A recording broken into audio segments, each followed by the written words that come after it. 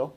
I guess in terms of my own thinking about the acceptable limit to warming, certainly I reached the position by the time I wrote the book that we had to get below 1 degree for the reasons I explained. But if I ask myself what's happened since, there's quite a few papers that have been published which I think are quite important, with the caveats that Patchy put on it that they are just some papers. We haven't had time to thoroughly assess them, so they're my own reaction to them. Food production, clearly, we struggled with this in the fourth assessment report. We found that best estimates were global food production would peak somewhere between 2 and 2.5 degrees above 1990 levels. More recent research published, which is not in the chapter, indicates that may be far too optimistic, that observationally based studies are implying that food production may peak well before that level. And the consequence of that would be felt particularly in the poorest regions where the effects are first felt, actually. And Dr. Bachari showed some of the studies, for example, from Africa, which are quite scary in that context. I think another question really is ocean acidification. We were pressed very hard on this by governments in Valencia, where we adopted the IPCC plenary report about this, but we didn't have enough literature. Since that time, a lot of papers have been published which reinforce the point that it's a major issue, it's a major threat to oceans, and the threat may be a lot lower than 450 or even 400 ppm CO2 in the atmosphere than many have talked about, which may point more towards the 350 level or even lower. It's clearly emerging as a first-rate problem, magnifying the other issues. Species and ecosystems. This is a really profound concern, and I think that we certainly found very strong findings in the fourth assessment report about the scale of risk to species. But more recent work, which I've seen, which is not yet published, but will be out soon, is indicating that we expect for every degree Celsius warming above the pre-industrial level to lose about 10% of terrestrial species.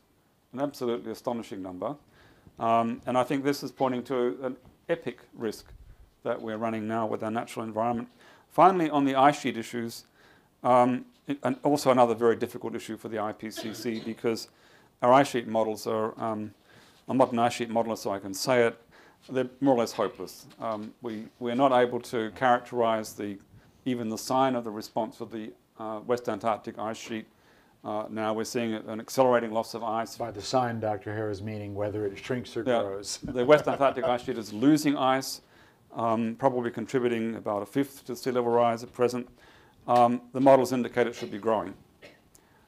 Greenland, we're probably able to describe about half the loss from Greenland, but no more, and certainly a declining amount. And I think that at the time we were challenged to say what would happen in the future. And frankly, we didn't really know. We didn't know whether this would slow down or speed up, but the evidence was accumulating that it's at least going to stay as fast as it was or speed up, which I think adds to the concern about long-term sea level rise risk. I think based on the work that we've done at Potsdam, which has been published in Science, I think we'd be very lucky to avoid a sea level rise of 1 metre by 2100, and much higher cannot be ruled out. So I think that's, for me, some of the new science that isn't fully expressed in the book. Oh, well, I can't think of anything light to say in response to this. That's pretty sobering. Maybe one burning question relating to what's been happening recently, and then we'll move on. I see a hand in the far back, or pretty far back there.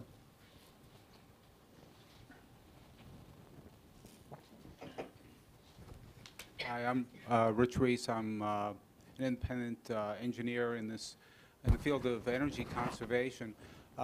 What I've heard today is just about turned me around 180 degrees as far as carbon capture and sequestration, because what I had heard up till now on this topic was basically deep well injection of carbon dioxide, which to me seems quite unstable, whereas what you're proposing is something where you would capture it in the soils. This is more of a comment rather than a question, but I appreciate what I've heard. Great. We'll take it as a comment, and thank you for it. And I think it is one of the more exciting aspects of the way people are thinking about this. And I invite you to read the material on this in Sara's chapter and Bill's as well. And throughout the book, we mention the potential of land use to make a significant contribution if we focus on it. And now, if I can, I want to turn to our third question, which is somewhat similar to the question that was previously asked. I'd like each of our authors to briefly assess their hopes, concerns, their realistic expectations of what might happen in Copenhagen. And in particular, at our press conference a couple days ago, we were asked an excellent question that I think might be worth suggesting to them as well. If Copenhagen doesn't succeed, we all, of course, hope it will succeed to the expectations and the hopes that Dr. Pachauri and Dr. Lidegaard set out for us. But if it weren't to succeed, what then? Where do we go from there? So let me just throw it open, and with particular reference to the idea of should we be going more ambitiously? Should we be aiming rather than, for example, a goal of emissions cuts by some percentage based on 1990 emissions levels? Should we somehow restructure negotiations so we're actually aiming for a concentration? That's the kind of novel thinking that we were trying to encourage in this book, and I'd just like to throw that open to our audience. I think I'll start with Bill, who's been involved closely in both the negotiations and obviously the IPCC as well. Well, firstly, on the question about should we have a concentration or temperature goal globally, I would love to have it, but I wouldn't want to spend the next 5 years or 10 years negotiating it, which I think would almost certainly happen. And it would be far better to focus on getting into the emission pathway that's actually consistent with that. And I think virtually any pathway that has a chance of 2 degrees or below 2 degrees starts in the same place. Based on our assessment, it starts with peaking emissions by 2020, and it starts with rapid reductions after that. So the most important thing is to start getting into that. That's what's on the table for Copenhagen, and perhaps we ought to keep it there. In terms of the likely outcomes in Copenhagen, I'm afraid I approach this from the point of view, what is the necessary outcomes? I think that in Copenhagen we have to have, and I'm sure you would agree, Annex 1, the industrialized countries agreeing to quantitative emission limits. We have to have a number of the major emitters in the developing world clearly indicating what the quantitative commitments and actions they're going to be undertaking, however it's called, whether it's in the Bali language, nationally appropriate mitigation actions. But I think in order to bring on board all of the industrialized countries, including the European Union, I think there'll have to be a major signal, if not an agreement in Copenhagen, which says that the major emitters in the south are going to be doing certain kinds of actions that have a quantitative character to them in order for there to be a deal in Copenhagen. Why I think a failure is unlikely is because I fully anticipate that this year there's going to be the head of government involvement that was referred to, at least 2, possibly up to 4 meetings of heads of government. In this context, I can't contemplate failure.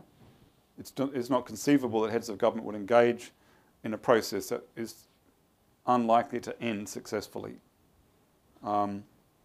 Obviously, it's a very high-risk game, and anything can go wrong, and in the climate negotiations we've learnt sometimes does.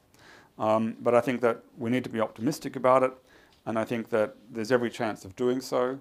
Certainly my rounds of the Hill staff here the last days and a few senators tells me that there's a very deep commitment to actually pulling off something extremely new and substantive here in the United States.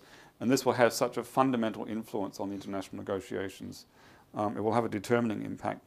The consequences of failure, which is a question you wanted me to answer. I think if Copenhagen fails, then it's a main threat to the UN system. I think the whole prospect of multilateral diplomacy working, if this negotiation fails, is under a cloud. And I know that's the perception of the Secretary General, having met with him a couple of times in the last year, and of many others. And that's another reason I think that Copenhagen cannot be allowed to fail. It's too big to fail. And that's why we have so much pressure on success.